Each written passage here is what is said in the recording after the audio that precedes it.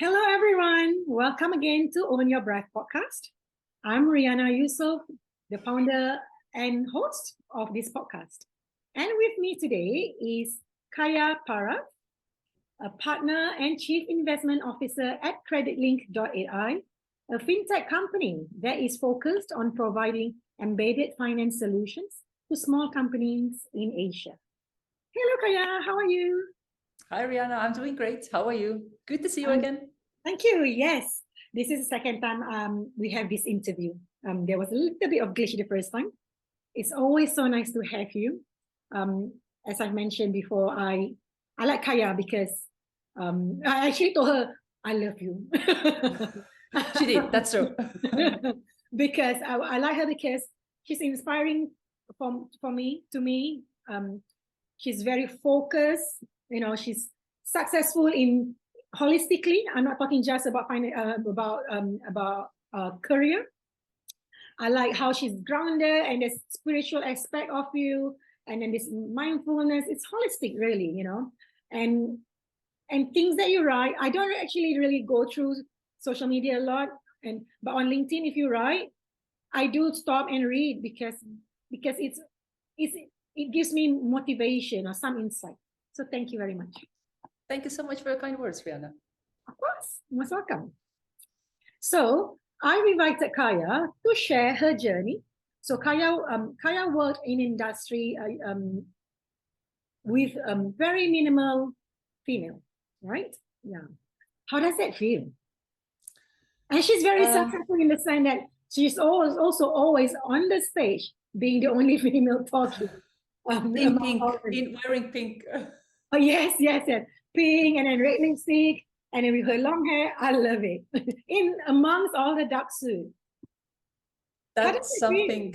Yeah, no, I love not to say shocking people, but I love the looks I get when I do go on stage wearing pink and having my blonde hair down and red lipstick. And there have been instances whereby I'm like, what are you doing here? Almost like, why are you on this stage? You don't belong here. And then taking the role of a moderator or being the first person to speak, as they often give me the microphone first, being the only female. It's good to see people's faces when they're almost like, oh, you actually know what you're talking about. Oh, yes. I think this is what makes me proud. Like I'm always rooting for women. I root for everyone, and especially women, especially in these minority places, right? So when I see you, it makes me feel so proud.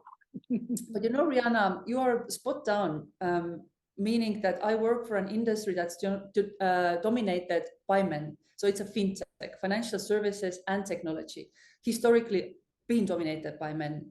And when I started my career in banking, I tried desperately to fit in, meaning that when I saw dark suits around me, I wore a dark suit. I had white shirts, I had cufflinks. I put my hair in a ponytail, didn't wear any makeup. There was no red lipstick. And I think my fear at that point in time was, if I stand out, do I get too much unnecessary attention?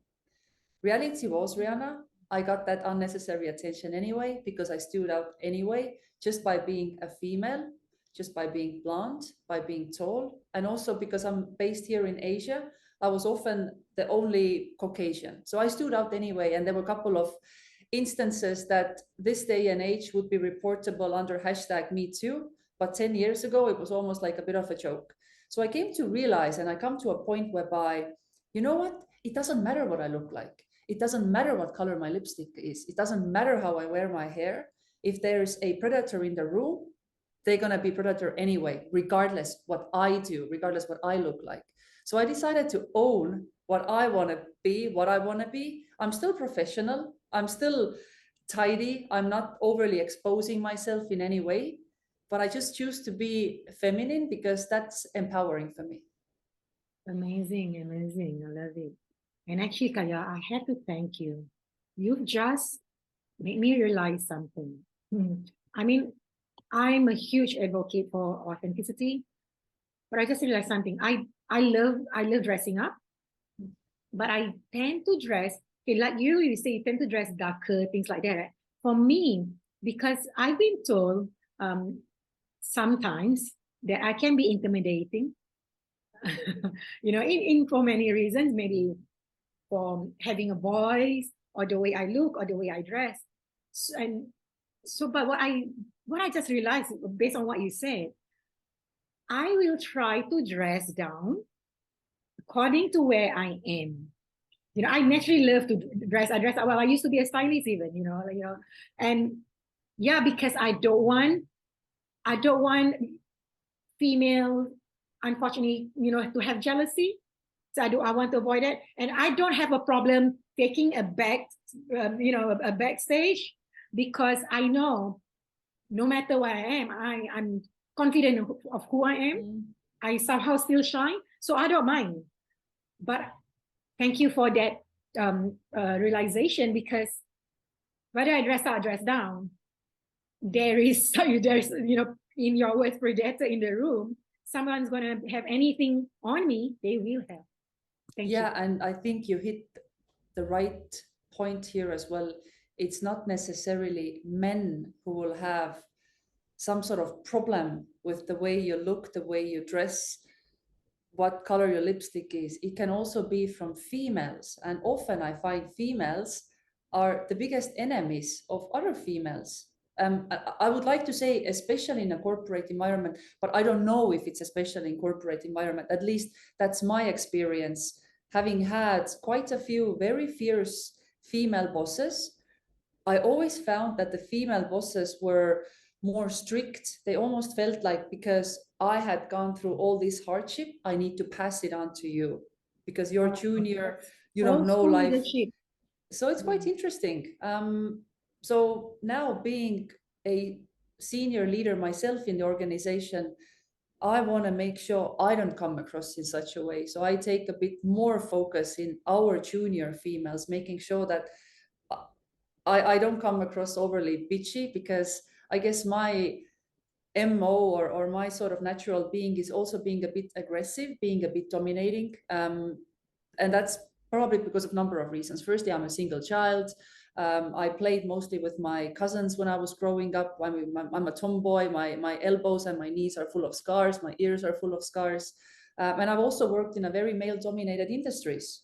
So maybe that has cultivated my personality, but I'm cognizant and making an effort towards being softer, especially when working with junior females in the organization. Yeah, I hear you. And when I go to meetings with men, so I have quite abundance of chairs. so what I will do, because I actually will use sports bra, just and I still get the looks, and it makes me uncomfortable. So and I would be very long sleeve with a sports bra inside. But there you go, just dress appropriately, whatever you want to wear. You don't have to water yourself down in any way. Thank you, Kaia. Absolutely. So what motivated you to pursue a career in fintech? And how did you get started on this path to your success? Because you are successful in your career. Firstly, success can be measured in many different ways. Of course. Yeah, so we can talk about that later. But coming to the question, it was never my dream as such to work for a fintech company. I like to say that life has sort of nudged me in the right direction without me knowing what the right direction actually is. So I started my career in finance, in banking. I spent 6.5 years with a big institutional bank here in Singapore. And then I did a bit of a 360-degree turn, going to a hedge fund. Then I went to a brokerage house. And then from nowhere came the offer to join my current company as the partner and the CIO. So it was sort of like life circumstances happening. But I reflect back, I have manifested a lot of the things that have happened in my life. Interestingly, I journaled about being a chief investment officer for a fintech company about 2 years ago. And I still have that journal entry, which is so interesting. And this is not the first time I have manifested a job for myself. There has been another instance whereby I have written down in my journal that I am going to have this position. And once I even put down a date And I kid you not, Rihanna, I got the job exactly on the date. Coincidence? Maybe, maybe not. No, I don't believe in coincidence. Yeah, no, no. Yeah. So, oh, congratulations. Thank you so much. So, point being, it hasn't been a path I have designed. It's been long sequence of consequences, but I'm thankful that they have happened, and I am where I am. Yeah. Do you think the fact that you believe in yourself plays a part?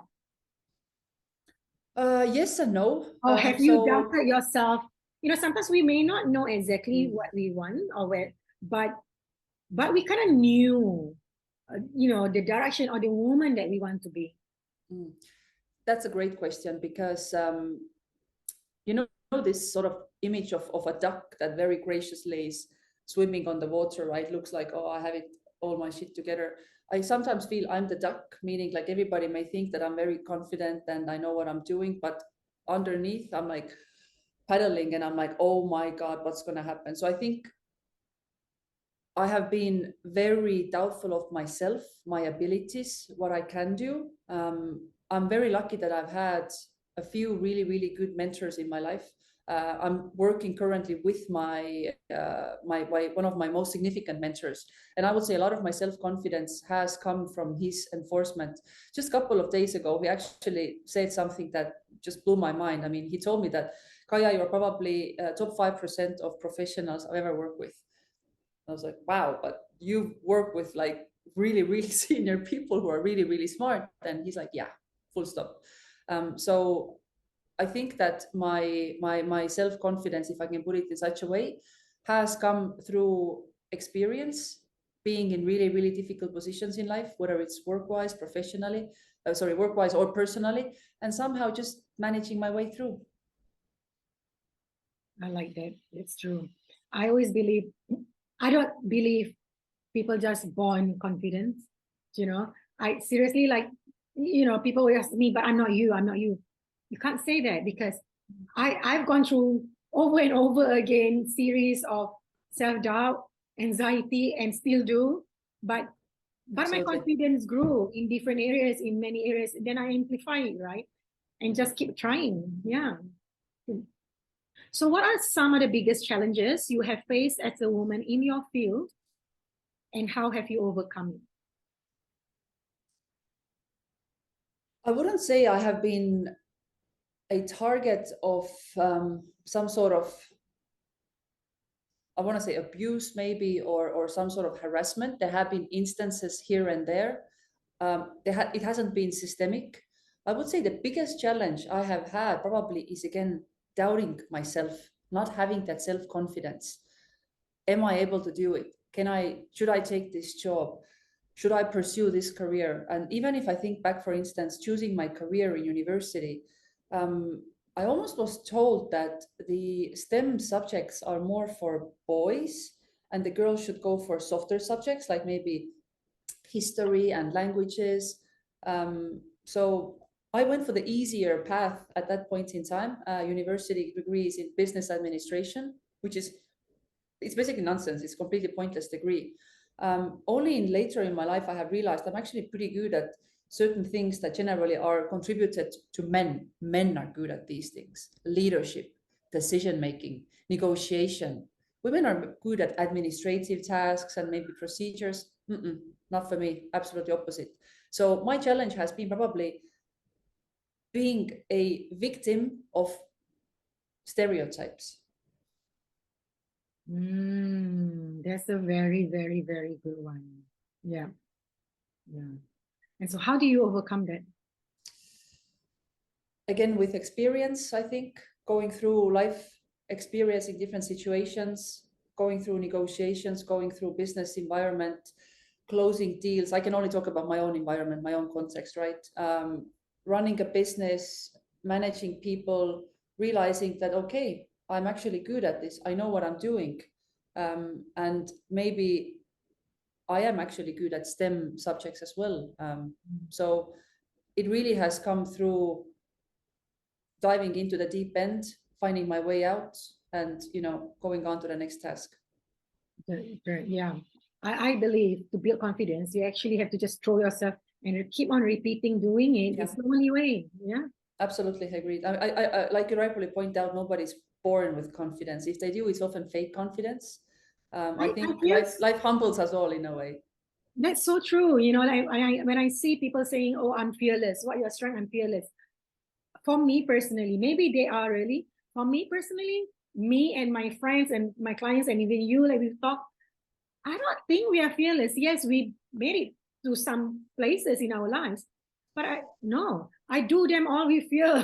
That's the truth, you know. Exactly the same, Rihanna. Exactly the same.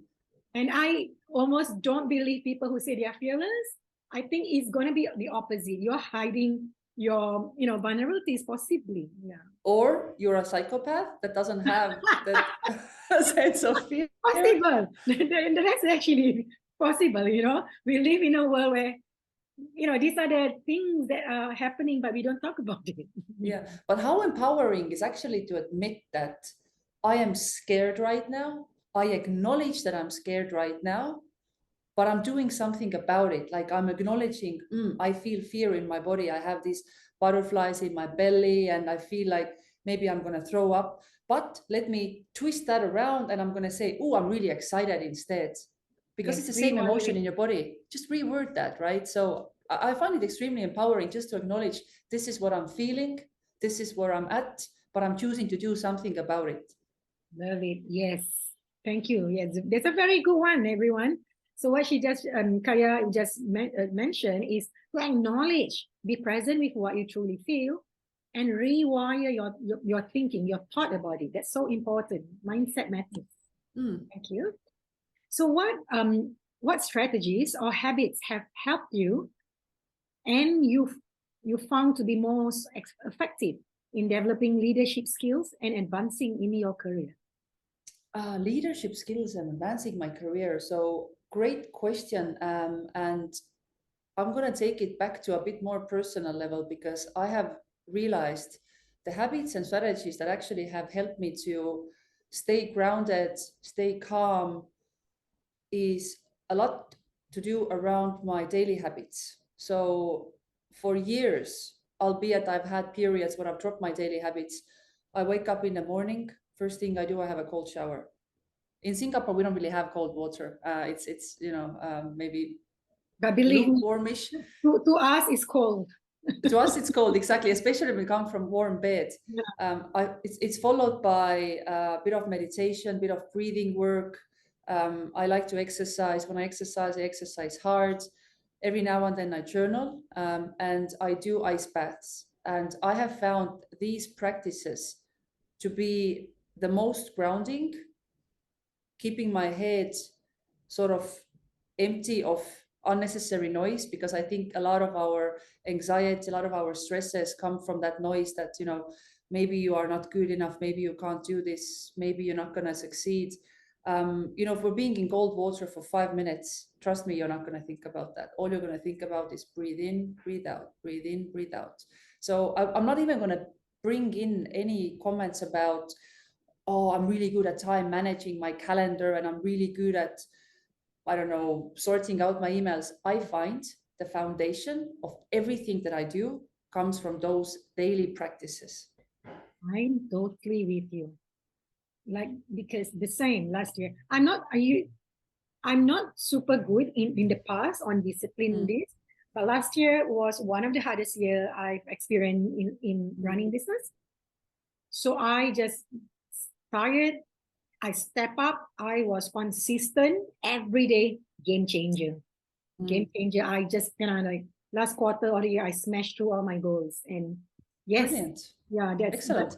And just simple exercise, but consistency. And there's also stuff you can add, and obviously, Rihanna, everything that you do is complementary to those daily practices. I mean, sound healing, absolute favorite of mine. 1 hour, 90 minutes, it completely reboots me, my brain. On top of that, you have yoga practices, somatic therapy, all these things, they complement. But I think the foundation generally is just taking the time to be with yourself, exposing yourself maybe to cold, to hot, breathing through the belly, and just trying to, silence that noise. Correct. Own your breath, everyone. Own your breath. Exactly. That's how we ground ourselves. That's how we anchor ourselves. Because it's so easy to get scattered. But you come back to your breath, you own it, and then you recenter yourself. Thank you, Kaia. And what has this whole journey made you before and today? Or would you describe to us, tell us, how were you before? Before, where you are today with all these practices? I don't know what before or have was. you always been this woman? No. I'm thinking, where was before? At what point would I define before? At what point would I define after? Because there have been periods of ups and downs. I don't want to leave the impression that I'm always the one who wakes up early and then starts with a workout. I completely lost my routine during COVID. I mean, 2020, 2021, for me, it was just like slump. I was just like a blob, sort of functioning through life, probably drinking way too much alcohol, consuming way too much social media, not exercising enough. It wasn't a great place. I don't think many people were in a great place at that point in time. But before, I think I was just a person who got carried away with what life sent to my way. Meaning, if something happened, I missed my appointment for something, or I lost something that I owned. Oh, these things always happen to me. Oh, life is so unfair. Just constant, like, everyone else's fault. Something is wrong with life. I think that was my before, not taking ownership of. I actually determine my own life. I choose how I react to things. A lot of it is not what happens to you, but what do you do with that event? How do you come out of it? Yeah. So it's been a self-discovering journey, and I've said this before, I say this again, life humbles us all. I have had a lot of very, very humbling moments in my life. They felt horrible when they happen, but they've also always taught me that firstly, it's about attitude, and secondly, it's sticking to the routine, sticking to the habits. Everyone, I encourage you to try to do the morning routine, the breathing, the cold. I guarantee it's going to be an awesome day after that. Yeah. Thank you. I agree. I did a cold routine for a bit, but I didn't see through that. But I do other exercises. But point is that I do. I think everyone should have a morning routine. For them to lean on, that they have to do consistently to ground ourselves before we start our day. Yeah, it's like owning your morning, right? I mean, and I used to have the habit, and I sometimes still have the habit of picking up my phone the first thing in the morning. Oh, what's happening on WhatsApp? Oh, what's happening on Instagram? Oh, what's happening on email? And then I see some sort of annoying message from someone, or I see an annoying email from work-related stuff, and I get like, oh, now this is happening, my day is ruined. But if you don't do that for 1 hour, you own your first hour of the day, you set yourself up to some sort of mindset, and it's not always great. Sometimes it's going to be a bit shit day as well, and sorry for my language, but at least it's not determined by somebody else. It's not like being constantly in this flow of what's happening on your smart device or what's happening around you. Yes, that's true. Yeah, I always advise people to avoid touching their phone at least the first hour of the day. So you came a long way. I mean, we discussed, your background. Would you like to share a bit of your childhood and your upbringing, and how did you manage to turn it around? So I'm from Estonia, which is a very small Eastern North European country. I'm brought up by a single mom on an island in a village, which was a very small village. It wasn't particularly affluent part of the country. I mean, only the capital was slightly more richer, I would say. But Eastern European countries, after Soviet Union collapsed, everybody was equally poor. So we were probably lower middle class, I would say, never hungry, but also never able to afford luxuries. Like I wasn't able to travel. The first time I went properly abroad, and when I say properly, I mean, yeah, we went to Finland with my mom, was when I was 19. I actually managed to go to Spain with my partner at the time. So it wasn't like we had a lot, but it was a happy childhood. Playing in mud, constantly dirty, that type of countryside upbringing. And then at the age of 21, I made the decision to move to Singapore with my partner at the time, which was pretty weird decision in hindsight because we hadn't been to Asia before. In fact, I'd been to like handful of countries, 5 countries in general. So I was like, okay, yeah, let's try this. And we did a bit of preparation. We sold some of the assets that we had, a car, we had a bit of money. And yeah, I just came here, started networking, and it sort of worked out, meaning that I was offered a position with the bank within 3 months. I've still no idea why I even got that job. Even the HR who did my paperwork told me, laughing to my face in a bit of condescending manner, and again, female, right? It's a business decision to hire you. We would have never made you the offer. I was like, okay, yeah. Then Oh my 4 years, God. yeah, about 4 years later, when I was promoted to vice president, it was the same HR signing off on that. And I went in and I was like, I need your signature here. Oh my God. Oh my God.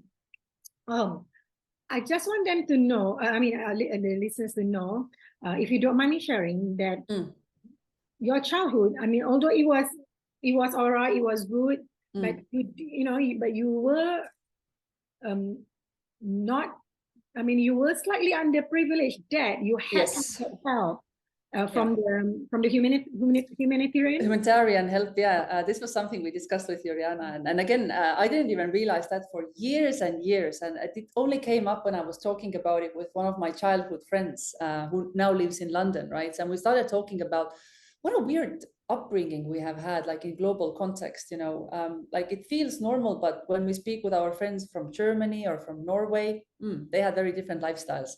So I remember getting these huge packages of secondhand clothes from Finland, Norway, and it was effectively humanitarian help sent to us. So we went through like this pile of clothes, like, oh, jeans and colorful jumpers, because we didn't have any of that in Eastern Europe, especially post-Soviet Union collapsing, right? When we didn't even have, I remember my first banana. Can you imagine? I remember having my first banana, and it was completely green because we didn't know we had to wait until it turns yellow. So I was eating it. I was like, what's How old were the you? fuss about? I was probably about 6 years of age. So that must have been around 1992, 1993. Yeah. Cool. So look at you, right? From having to go through clothes, and now you've worked your way up, and still very humble, still very grounded, and you've turned around your life. And I think that's very, very inspiring. Thank you, Rihanna. I attribute a lot of it to my mom, and again, something we discussed with you. I think a lot of my values, especially around work, the attitude, and the ethics, have come from her. Again, being a single mom, you have no choice. I have massive respect for single moms. They are probably the hardest working people on this planet. And so was she, and so is she. She's still working.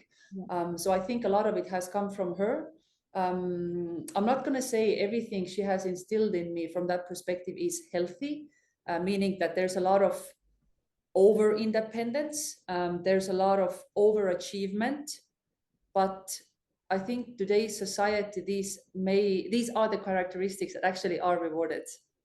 Yeah, that's great upbringing, because not everyone, I feel like I have an amazing family, but my mother was single parent as well.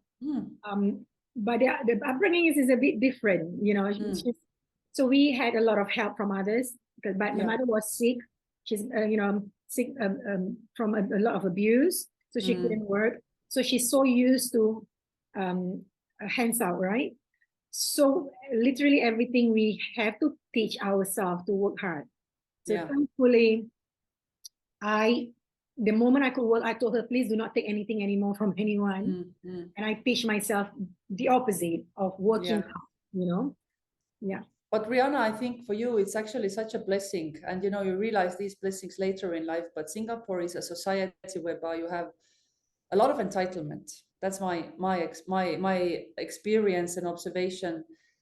I observe this with some of the young people that have worked with me, have worked for me. There's a lot of entitlement, like, oh, I deserve this, I deserve this.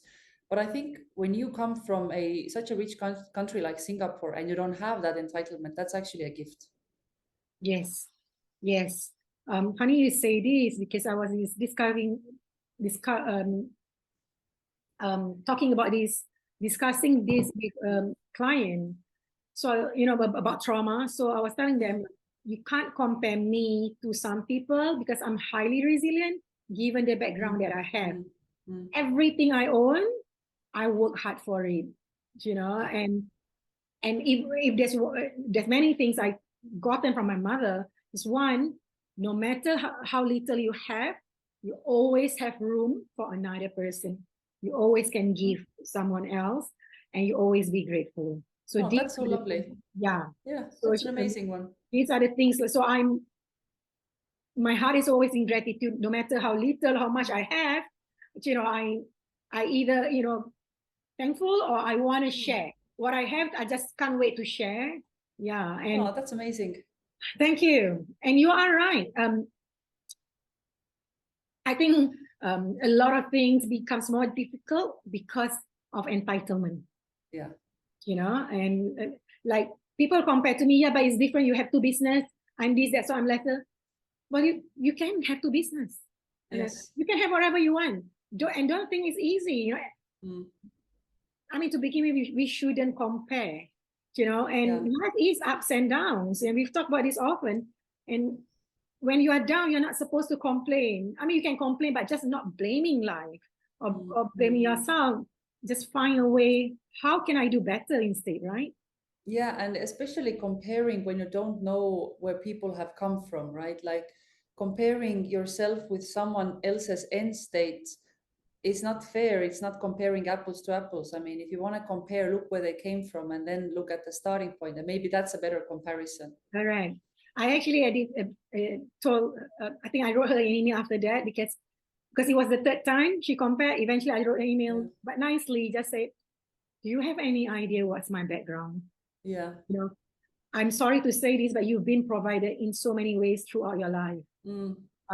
Like whereas everything I fight my way through. I say it's not fair to compare. I say, yeah.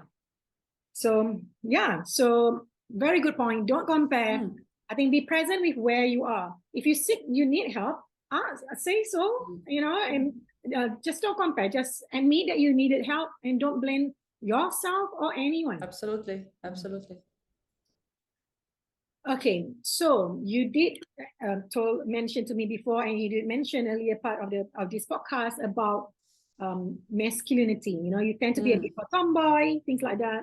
And I know you've been shamed for your masculinity a few times in your life. Yeah.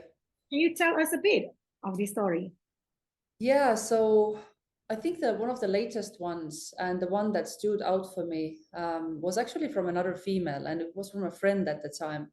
And as I mentioned, I tend to be a bit more masculine with certain characteristics, meaning that I am dominant. I am often the loudest person in the room. I'm not afraid to speak up, to express my opinions. I am quite independent, meaning that I've generally I use the word, always work for my own, for myself. I've earned my own money. Nothing wrong if people choose to do something different with their lives. But that particular friend was actually staying with me at that point in time because she needed a place to stay. And I was working full time. We weren't living in Singapore. We were actually in Europe at the time. It was the COVID period. And I remember her comments towards me that, oh, you go to this work every day, work from 9 to 6. Like, what's the point why you do that? Oh, look at you, all this derogatory comments around me making an effort. And when I work hard.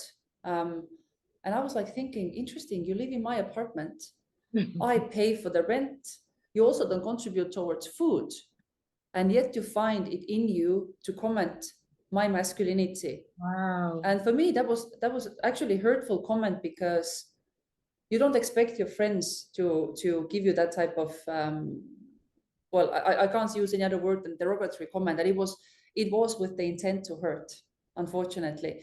Now, as time has progressed, Rihanna, I realize actually it was coming probably from her own place of insecurity. Definitely. Because she doesn't have a career, she doesn't have a job. She's trying to find her way by being an entrepreneur. All the best with that. I wish her really well. Our ways have completely departed, and this was one of those reasons. And I think there was probably an element of jealousy and an element of envy. But as time has again gone by, I have learned to even own this side of masculinity, because now I work in an environment whereby most of my business partners are men, most of our clients are men, most of our investors are men. Yeah. I wouldn't be able to probably survive in this if I was very soft, feminine, submissive. And I'm not going to say feminine is submissive necessarily. So I think what I am has helped me to be successful in my current environment. Amazing. Yes, I totally agree with you. I mean, I've been in a situation, I don't categorize myself as very feminine, but neither am I masculine. But I do know for a fact I will get overwhelmed if I'm surrounded by too much masculine energy. I do. And I've caught myself a few times that I start to water myself down. And because I've been on this journey few years now, I will snap out of it. But I still have to regulate my nervous system, because trying to break this pattern. So yes, indeed, it has become a gift to you. Yeah. So what other areas have you felt out or don't belong? So I mentioned before that I'm from a village in Estonia. So it started actually pretty early, because even in that small country, on that small island, people who were from the town felt they were a bit better than the people from the village, and we were proper hillbillies, like proper hillbillies. I mean, it's not like we were marrying our cousins, but the village was literally 100 people. The school I went to had 100 people, right? So it was a really, really small sort of environment. So I remember when I started hanging out with that town crew, noticed that they had maybe nicer clothes, and maybe they had slightly better jeans and that type of stuff. And then later, when I started hanging out in the capital of Estonia, then I also realized that probably my clothing was a bit modest. The way I speak Estonian, the island people have a bit of small dialect. So I was ashamed of that. I tried to get rid of that. So which I've actually done now. So people, when they hear me speaking Estonian, they can't tell that I'm from the island. And then when I came to Singapore, it was again a similar pattern. Like Eastern European sometimes doesn't carry the best reputation. So I noticed that I started internationalizing my accent, I shall say. I started, using certain ways of pronouncing R's and certain ways of these, that type of Must be a lot of pronunciation. hard work. Yeah, but as time progressed, I realized again how unique is my background, how unique is my heritage. Coming from a small country, coming from an island that has actually amazing Viking history, right? They still dig out like fully preserved Viking ships on my island. And now I'm like, you know what? I'm going to speak with my accent. I'm going to say and I'm going to say and and I actually emphasize the way I speak. So now it's quite funny, because when I do every now and then my TV interviews, the people introducing me, they're like, oh yeah, and we have this accent lady, or a couple of times they've actually mentioned this, and I'm like, I love it, I love it. I'm totally okay with that. I'm totally okay with that. So I'm starting to, not to say be proud, because that's not the right word, but I'm starting to own owning what your I am. breath, everything you are. Owning that. That's so empowering. That is so empowering. Yes, yeah. So there's no shame in that for me anymore. I mean, not about my upbringing, not about where I'm from, It's more like just owning it. What were my circumstances, and just I don't need to put that at forefront, but if it becomes a topic, I will talk about it, and I'm happy to share my experience. Yeah, yeah, totally. So what advice would you give to other women having similar struggles?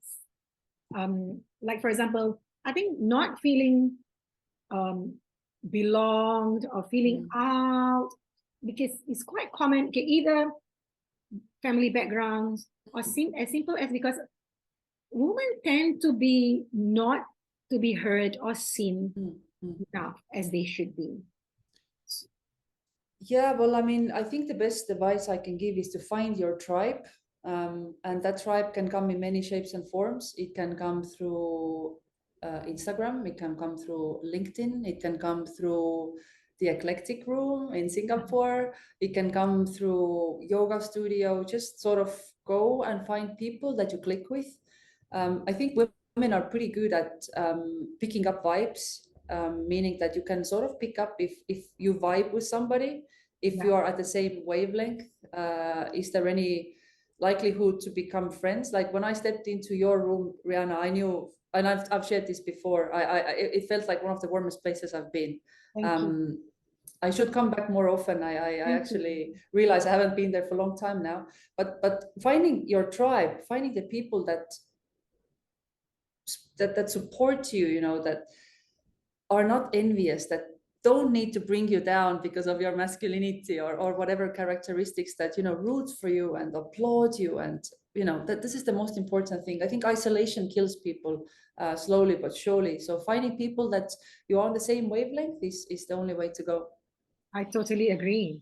Totally agree. Like, I think it is true. Sometimes we can feel alone, lonely, don't belong. And I've been there way too many times. But yes, I also think now looking back, I think that's a limiting belief, because it's impossible that you're the only person on this earth of this unique character, right? As much as we are all really unique and special. So what I did, I start reaching out. I start calling up, and even overseas, like I even reach out some of my old friends overseas, because I know they are similar-minded people like me. Yeah. And how lucky are we? Again, this day and age, we have a mobile phone that we can call anyone. We can call our friends. We can have the video call. Fine. It's not the same as meeting them face to face, but when you have those conversations, those encouraging discussions, your body still produces the same hormones. You still produce oxytocin. It still makes you feel good. But sometimes it takes a bit of an effort to put yourself out there when it comes to new people, at least. But I think it's an effort worthwhile making. Yeah. And especially if you meet the right new people, so it feels okay, it feels at peace. It's not the right people. If your body listen to your body, it's really out of sync. Yeah. I've come to realize as well that there are people who give you energy, people who drain you from energy, and really trusting yourself, trusting your intuition. Right. How do these people make me feel? And then just taking that as the North Star or the guiding point. Correct. So far that we've discussed, right? I come to a conclusion that a lot of your success, and I'm talking about in different ways of success, is because of your ability to own everything that you are. It's authenticity. You are basically living a life of authenticity. Do you think that's really important, to be authentic? I think it's absolutely critical, Rihanna. And if I think back on the periods in my life when I haven't felt good about who I am, what I'm doing, these have been the times that I have betrayed my own values, and I have betrayed myself. I have lied to myself. I have made myself think that something is okay when it's actually not. I have, swept some emotions, feelings under the carpet. And I've been in pretty dark places throughout my life. And, the latest cycle wasn't that recently. It wasn't that long ago, sorry, it was quite recently. And I would say the 2020, 2021, even 2022 in hindsight, I think a large chunk of the year, just last year, I spent numbing. And we spoke about that. It's about consuming alcohol, right? And I'm not going to say I drink so much, I'm an alcoholic. Maybe in some context I do drink much. It's all relative, right? But I was a social drinker. I was drinking quite regularly, and in hindsight, I think I was just numbing the fact that I wasn't happy about certain aspects of my life. And this year, I have made a strong commitment to stop numbing myself. If there's pain, I face the pain. And that's all right, facing the pain, but at least I do it again in line with my values. And I think the pain brings up a lot of the stuff that your inner guidance again says, don't do that, or this is not right, this person is not right for you, what you're doing right now is not good for you. So I think authenticity is something, at least for me, it's almost like it's again a cycle. Sometimes I feel more authentic. Sometimes I sort of depart from that, and then I start having neck pains maybe, or my lower back hurts, or I feel like, oh, I want to have this bottle of wine. I'm not even going to say glass of wine. I'm going to say bottle of wine. I like and these are the honesty. signals. Yeah, and these are the signals that tells me, but why do I suddenly have these things happening? And I think the moments generally push me in that right direction again, to think, am I really acting the right way? And right now in my life, I'm in a place whereby I would say I'm probably 90% authentic. There are things that I still feel I can improve, especially around my relationship, a bit of relationship around with my mom. So this is sort of work in progress. Yeah. I actually agree the part about this. I don't know if we'll ever be 100% everything.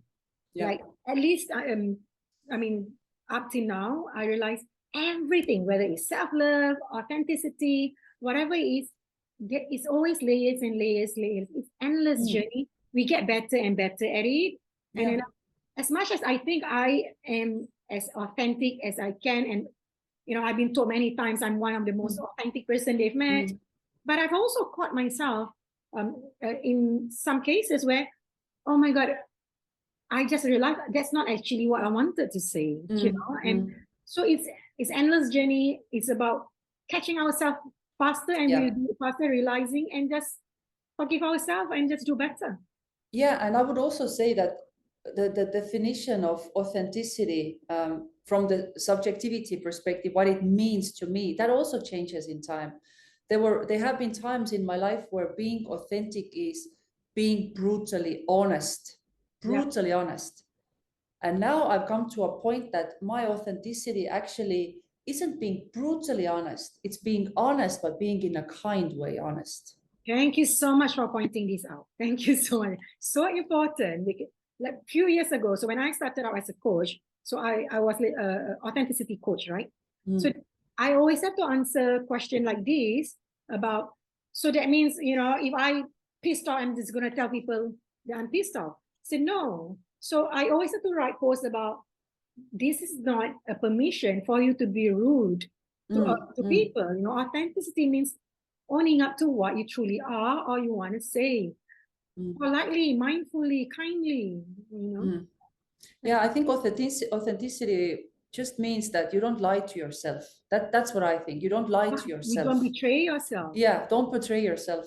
If you resolve a situation in a manner that you later think that, oh shit, I could have done this better, that's authenticity, because you realize you could have done better.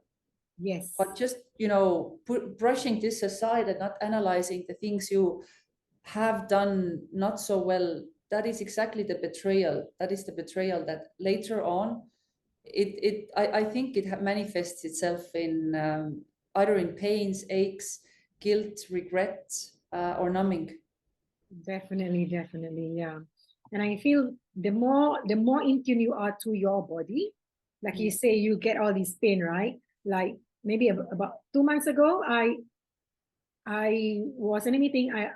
I really wanted to help her, but I realized I woke up 3 a.m. in the morning. So I literally got up, because I just realized I betrayed myself in the sense I'm giving her you know, a big cut because I just don't have the heart when I hear somebody in need. But I wasn't looking out for myself. Yeah, You can't, absolutely. yeah. So, but I'm glad my body actually sent me signal immediately. So yeah. I love it. Yeah, for me, the self-betrayal often manifests itself in anxiety. I've come to realize that, and I feel this in my chest. And there has been moments and times whereby it almost feels like I'm having a heart attack, or I can't breathe properly. I have to put my AirPods on and I have to listen to some sort of calming music just to get through that. And these are the scariest moment for me, because I realize, okay, I've done something wrong and I'm not addressing it properly. And then exactly like you say, going back to the body, silencing the noise, just going into that emotion, going into that feeling has been extremely helpful. And then something I've started to do for the maybe 9 months now is something called somatic therapy, available here in Singapore. Absolutely, I want to say life-changing, but maybe that's a bit too traumatic, but I would say perspective-changing way of conducting therapy. Yeah, agree. I love somatic, and I swear, right? Okay, I know you are a very busy woman. You know, you reply my message 1 week later. Oh, why you mentioned this in a public forum now? It's supposed to be a joke. I do my best. But I will say, Rihanna, sometimes not responding to messages has become my way of being kind to myself, because the messages sometimes get overwhelming, because we conduct a lot of business, a lot of work over WhatsApp and over messaging as well. So sometimes I just completely block out messages I absolutely don't have to respond to, just to maintain my own mental sanity. So I apologize for my slow responses. No. I was just, I totally I know, you're teasing me. And I totally understand. To me, if I don't get a reply from you or whoever, it's really, we can be so busy, and especially the important ones. I generally reply to people, but I prioritize. Yeah, and it's not important. That's the, I don't think it's a good language. I think we live in a society whereby urgency is like most important thing. If you don't respond now, then you know it's like disrespect. Of course, I try to respond as soon as I can. I try to be available as much as I can. But if my work requires me to be constantly switched on, which is like 9 to 12 hours a day, sometimes it's 6 days a week, then those hours when I'm not working, I just feel like I need to disassociate myself. I can understand that. Yeah, absolutely. Yeah. So, so being so busy, how do you balance the demands of work and personal life? Yeah, so obviously, again, the same routine and that what we advice discussed would you before. give us?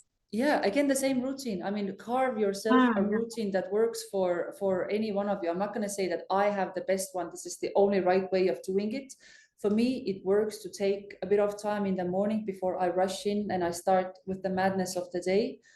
In an ideal day, and trust me, I haven't had these ideal days for a long time, being honest here, I wake up at 6 a.m. I'm in the gym by 6:30. I am stretching after my gym session. I'm taking 15-minute yoga session. I do my breathing maybe in the gym even. I come home, I shower. But I absolutely swear by physical exercise. I swear by yoga, absolutely love yoga. I swear by doing some sort of form of therapy. It can be in so many shapes and forms. It can be sound healing. It can be somatic therapy. It can be dance. I find dancing being therapy because you move your body, getting out of your mind. That's what keeps me sane. That's what keeps me happy. And I like to pick up new hobbies every now and then. So my 2023 hobby is playing tennis. I've done that couple of times in my life. I'm horrible. I'm still a beginner, but it's a new skill. And, I enjoy it because 1 hour when I go to play tennis, only thing I'm like, swing your shoulders, move your hips, arm not too far. So you just go into that one activity 100%. You don't think about shopping lists. You don't think about emails. You don't think about, I haven't responded to Rihanna for 1 week. I feel so bad about that. You go into that activity. You're focused. Yeah. Focused, Yeah. Good. Yeah, that's a good one. I tried to pick up tennis, but I went twice, and then I did something else. Yeah, well, I mean, whatever works, right? Everybody has their own Correct. things Yeah. that. But it's the key is to try. Yes, yes, yes. I think because the location wasn't convenient for me, so then I picked up Muay Thai then, which is Oh, something nice. Yeah, around yeah. this area. Also Yeah. really good. Also really much in the in being in the body, because Yes. if you're not, you're gonna get hit, right? So Yeah. And also, what I like about you is how honest you are. You mentioned earlier, like, you have low days, bad days, and in fact, sometimes not days, but weeks, and it's been a while. And as a matter of fact, that's how I feel as well. Sometimes not days, yeah, and yeah, like currently, we both agree we're going through yeah, some challenging times, yeah. mentally, emotionally. So we just try our best. Absolutely. And I also feel there's sometimes a bit of like stigma admitting that you are not doing well or things are not well. People almost like, oh, there's something wrong with your bipolar or Yeah. depressive or whatever. Not necessarily, because there are days when I feel absolutely amazing. I mean, there are periods when I feel life is great. I can do anything. Yeah. I'm not going to believe for a single second that most people around us feel like that on a regular basis. Yeah. Life comes and goes in cycles. And I think it's okay to admit that sometimes it's a shit period. It's been a horrible week. It's been really busy. I'm not feeling great. I mean, it just happens. It comes and it goes. Right. I totally agree. But people are not used to this, right? Like you, I'm honest. Mm, Like I said, how are you feeling? I said, I'm good, but a lot of anxiety. mm, And mm, he's like, is that not hypocrite that you have mm, anxiety but you're teaching meditation, Samba life coach? mm, I'm like, no, not at all. If anything, it makes me human. yeah. Yeah, You're allowed to feel that. exactly. Yeah. Good. So, what steps do you take to build and maintain a strong professional network to help you in your career? I am naturally introvert, which probably is, I don't want to surprise, but most people don't perceive me as an introvert. But my natural being probably is alone, because I think being a single child, I was used to spending a lot of time alone. So I have to actually force myself in order to network and go out. And again, I'm going to admit that there have been times in my life where I was able to achieve that social butterflyness by having a glass of wine or two. Then it was much natural for me to network. But again, it's a conscious effort. And interesting thing happened again this year. So I made a promise to myself in 2023 to build my network. I feel like I need some sort of professional network. I want to be among women perhaps who have gone through similar challenges that I am going through right now, which is, maybe dealing with a bit of imposter syndrome, being in this male dominated environment, sometimes maybe feeling not heard, or all the things that happen. And I thought in my head, okay, I'm going to do this year. And then somebody reached out to me on LinkedIn maybe about 3-4 weeks ago. Oh, Kaia, would you be interested in joining this professional network called Uncommon, which focuses on female talent, female leaders? And I got accepted into that network. So they do interviews and stuff. So I was like, wow, how weird again. Like, I think that this is something I want to do. And now I'm part of that network. So to a very long answer to your question, conscious effort, being relevant, being authentic, because let's be honest, when you speak with very busy senior women and you bullshit them, they will see through that bullshit. So showing up as I am, vulnerable, authentic, sometimes not feeling like I have my shit together, that's okay. And I think that helps to build the network, and also the sort of long-term relationships, which is the whole point of networking. Yes, yes, yes. Such great point. I like that you mentioned also vulnerability. This is so important. I teach conscious leadership, and one of the important character to have is vulnerability. Yeah. Again, I think the more you embrace your humanness, the more you can connect authentically, meaningfully, and genuinely. Yeah, and I've also come to realize that the weak people generally are scared of showing their weaknesses because they think it can be maybe used against them. The strongest people I have seen and I've worked with and who are my friends, they are not afraid to show their vulnerability because they know it cannot be used against them, but rather they use this to again emphasize that human aspect of them. So if somebody is desperate to seem very confident, very masculine, or maybe masculine not the best word, but I have everything together, I know everything. I'm starting to doubt, like, do you really have everything together? Like, I think this is the overconfidence that for me just signals a little bit that maybe you're trying to hide something. Yeah, it's compensating for something. Exactly. Yeah. Very good point. Yeah. So how do you approach difficult conversations or negotiations? And what tips do you have for other people or women navigating these situations? I do quite a lot of TV interviews. I do quite a few panels. For me, what works best is preparation. Preparation, thinking through what I want to talk about, writing things out, making bullet points, rehearsing in my head. How do I want to come across? Thinking through my body language beforehand. Where do I place my hands?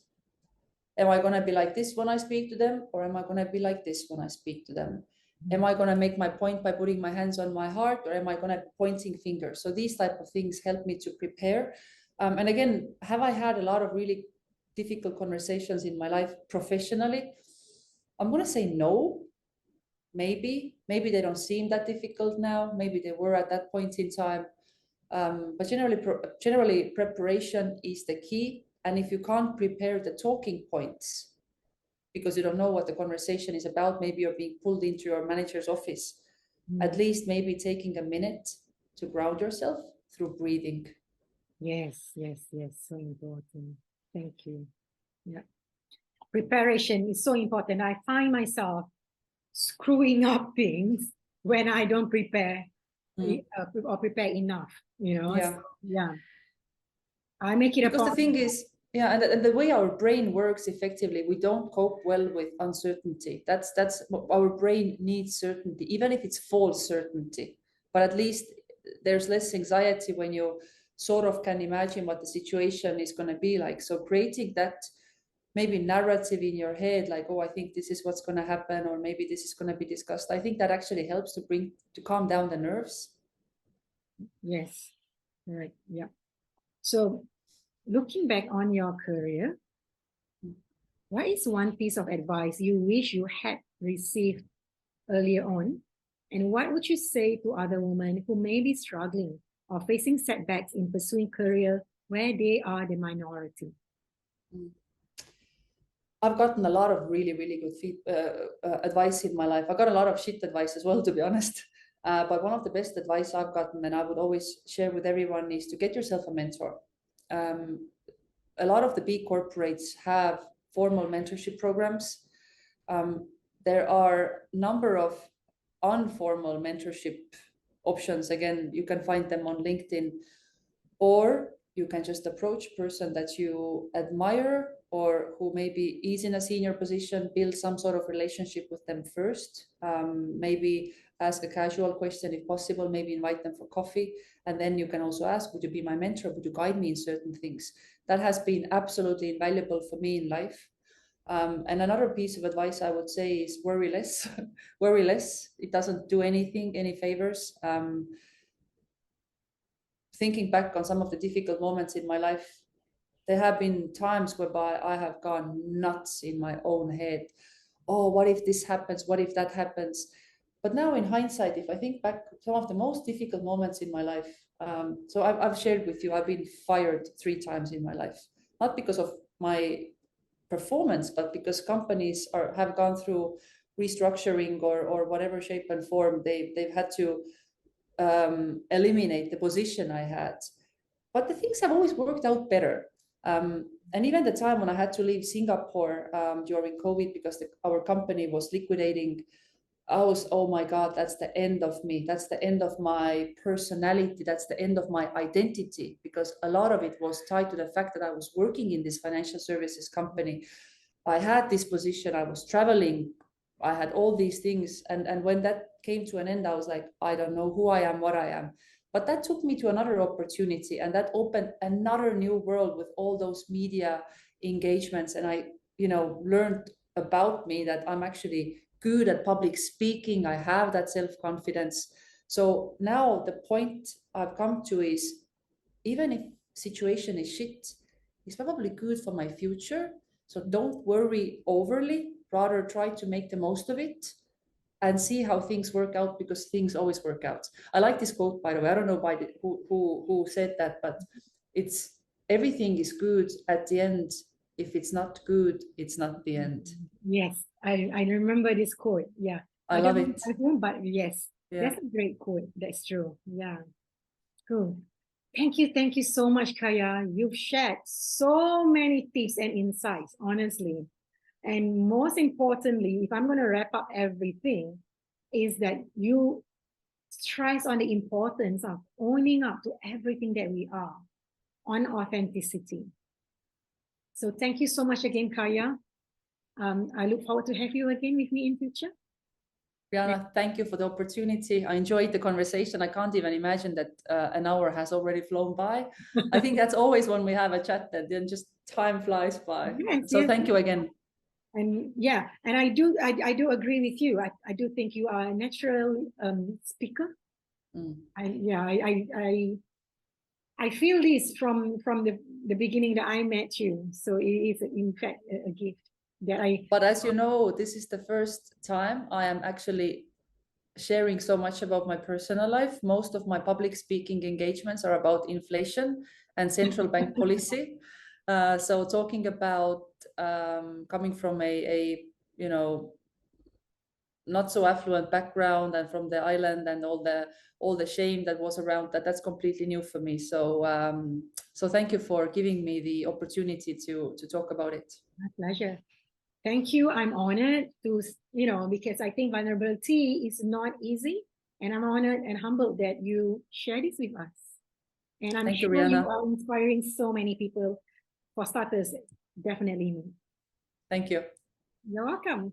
Thank you so much, everyone. I will write down the info on how you can find Kaia. So I'll see you all next week. Thank you so much. Bye.